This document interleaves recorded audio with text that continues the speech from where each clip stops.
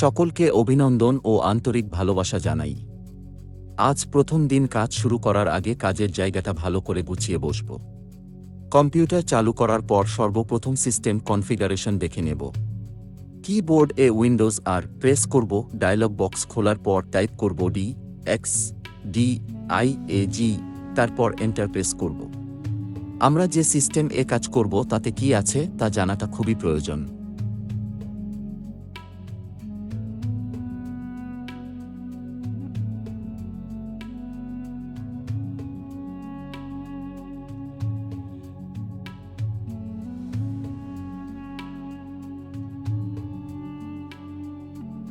এবার দেখে নেব সিস্টেম এ কি সফটওয়্যার ইনস্টল করা আছে। এখান থেকে আমরা জানতে পারব আমাদের সিস্টেম এ কি ইনস্টল আছে। আমরা যে সফটওয়্যারগুলিতে কাজ করব সেইগুলি ডাউনলোড করে ইনস্টল করে নেব।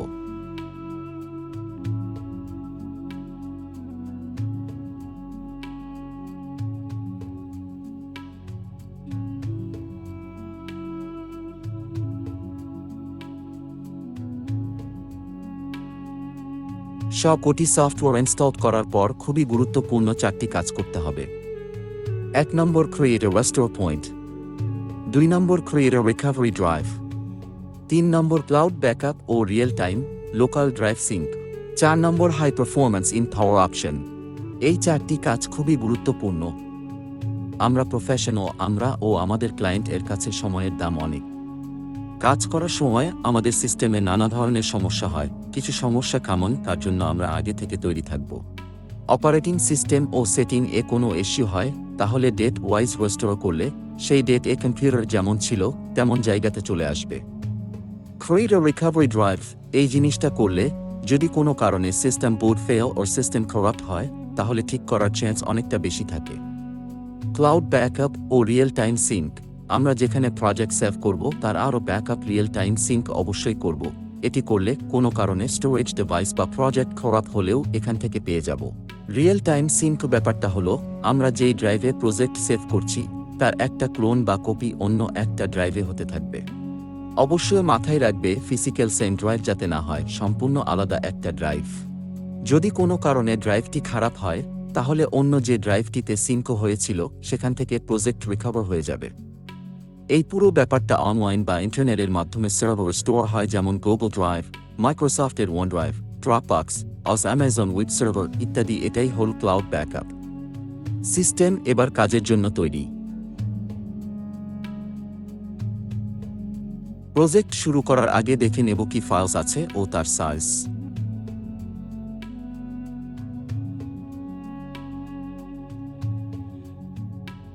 ক্লায়েন্ট যেইভাবে ফাইলস পাঠিয়েছে ঠিক সেইভাবে সিস্টেম ড্রাইভে স্টোর করে রাখব, আর একটা ড্রাইভ এই রাখব।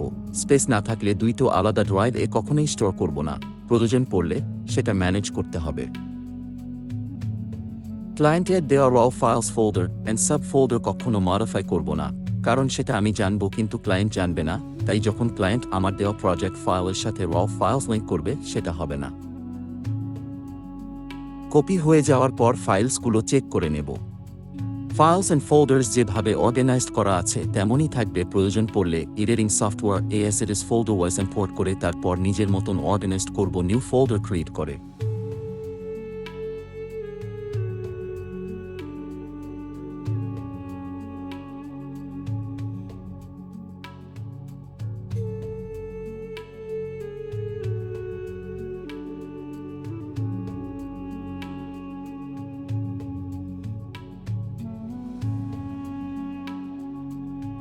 ডাভিঞ্চি রিসলভ 18 সফটওয়্যারটি চালু করার পর প্রথমে ইন্ট্রো আসবে, এইগুলো স্কিপ করতে হবে।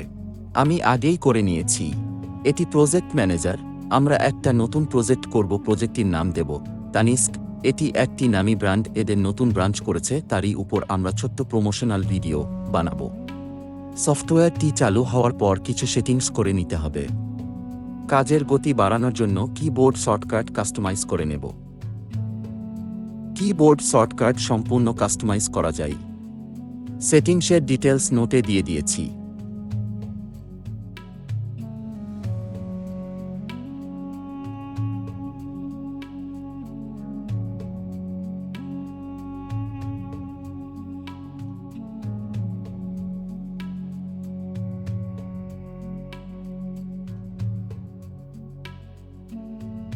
যেহেতু আমার সিস্টেমে লোড আছে, তাই অ্যাপ্লাই করলাম না।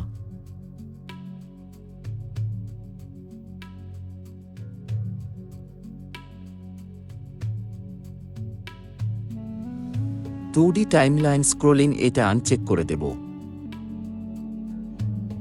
লাইভ শেফ চেক করে দেবে। প্রজেক্ট ব্যাকআপ চেক থাকবে। পারফর্ম ব্যাকআপ এভরি 2 থেকে 5 মিনিট রাখতে পারো।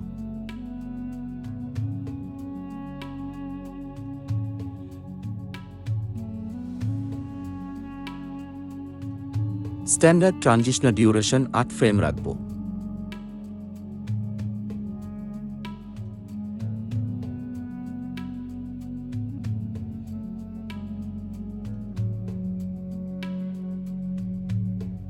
এইখান থেকে আমরা প্রজেক্ট রেজোলিউশন সিলেক্ট করতে পারব।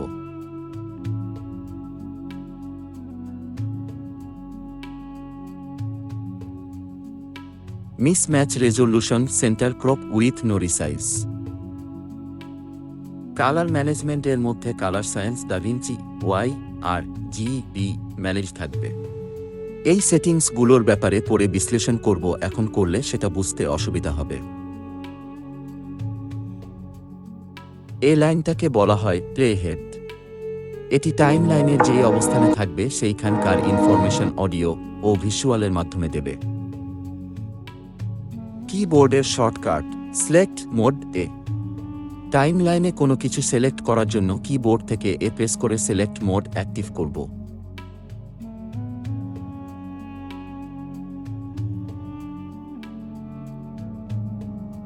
Blade mode B. কোনো ক্লিপকে মাউস দ্বারা খণ্ড বা স্প্লিট করার জন্য বি প্রেস করে ব্লেড মোড অ্যাক্টিভ করব। Change clip speed R. কোনো ক্লিপের স্পিড কম, বেশি, বিপরীত গতি বা ফ্রিজ ফ্রেম করার জন্য আর প্রেস করে স্পিড কন্ট্রোল অ্যাক্টিভ করব। Split clip slash. প্লেহেড টাইমলাইনের যেখানে থাকবে সেখানে অবস্থিত সিলেক্টেড ট্র্যাকে থাকে অডিও এবং ভিডিও ক্লিপস স্প্লিট বা খণ্ড করে দেবে। Go to end of clip. প্লেহেডকে কোনো ক্লিপের শেষ প্রান্তে পৌঁছানোর জন্য ডাউন অ্যারো প্রেস করব।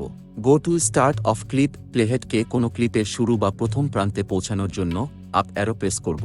Start of timeline. প্লেহেডকে টাইমলাইনের শুরুতে পৌঁছানোর জন্য হোম কি প্রেস করব। End of timeline. প্লেহেডকে টাইমলাইনের শেষ প্রান্তে পৌঁছানোর জন্য এন্ড কি প্রেস করব। টাইমলাইনকে বড় বা জুম ইন করে দেখার জন্য ইকুয়াল কি প্রেস করব। টাইমলাইনকে ছোট বা জুম আউট করে দেখার জন্য হাইফেন কি প্রেস করব। প্রজেক্ট সেভ করার জন্য এস কি প্রেস করব। ট্রানজিশন অ্যাপ্লাই করার জন্য দুটি ক্লিপের সংযোগস্থলে মাউস পয়েন্ট সিলেক্ট করে কন্ট্রোল টি প্রেস করতে হবে। বেসিক কাজের জন্য আপাতত এই কোটি শর্টকাট মনে রাখবে। এবার ফাইলস ইম্পোর্ট করব। ফাইল ইম্পোর্ট করার সময় পুরো ড ফাইলের ফোল্ডার সমেত ইম্পোর্ট করব।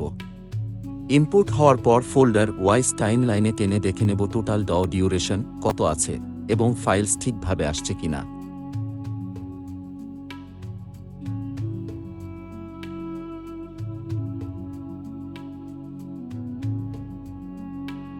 যদি কোনো কারণে কোনো ফাইল টাইমলাইনে না আসে বা ডিজিটাল ব্রেক হয়, ভিডিওর সাথে অডিও নেয়, এইসব এক্সেলে নোট করে ক্লায়েন্টকে জানাতে হবে। তার কারণ প্রজেক্ট করতে হয়তো 7 দিন লাগবে, দেখা গেল 5 দিন পর এমন একটা জায়গাতে সমস্যা হচ্ছে, তার জন্য আবার ক্লায়েন্টের কাছ থেকে ফাইল আনাতে হবে। তাই আমরা আগে থেকেই ফাইলস চেক করে নেব যাতে পরে কোনো সমস্যা না হয়।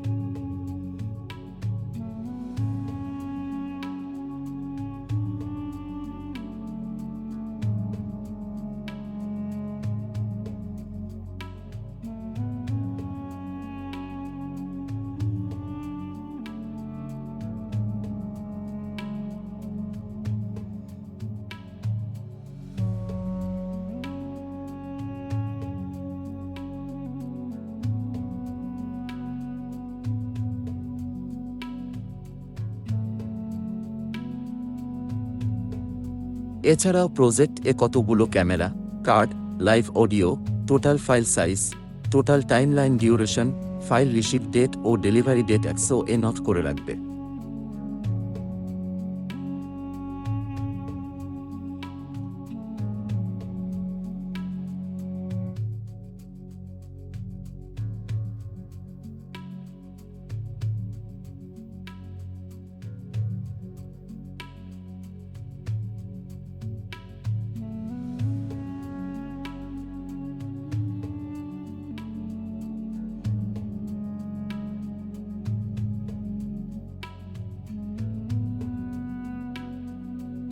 যে কোনো প্রজেক্ট শুরু করার সময় একটা ফোল্ডার তৈরি করব, তার নাম দেব প্রজেক্ট আন্ডারস্কোর প্রজেক্ট নাম।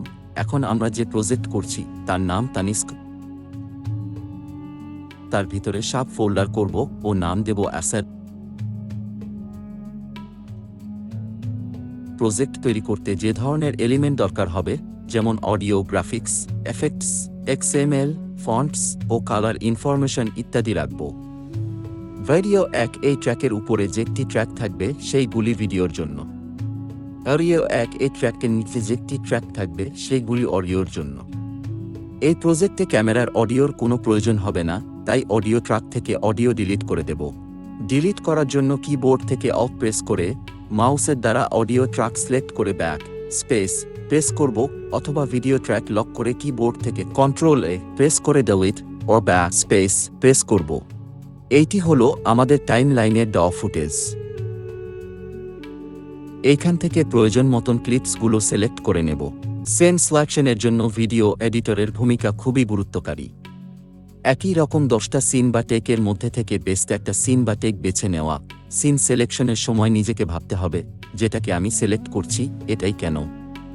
বেস্ট সিন সিলেকশন করে নেওয়া মানে 30% এডিট এগিয়ে যাওয়া।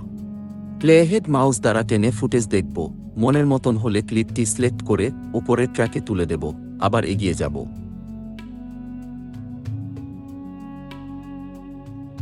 আগে পিছু করে দেখে নেব, আবার ক্লিপ সিলেক্ট করে উপরে তুলে নেব, মাউস স্ক্রল করে টাইমলাইন এগিয়ে নেব, প্লেহেড টেনে আবারও এগিয়ে যাব।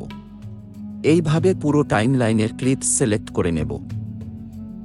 ক্লিপ ট্রিমিং, একটা ভিডিও ক্লিপের নির্ধারিত সময়কে বেছে নেওয়া, এটাকে বলা হয় ক্লিপ ট্রিম। যেমন এই ক্লিপটার মধ্যে ব্যক্তিটি এন্ট্রি করছে, এই মোমেন্টটাকে বেছে নেব। তার আগেরটাও নেব না, আবার পরেরটাও নেব না, শুধু এইটুকু অংশ নেব।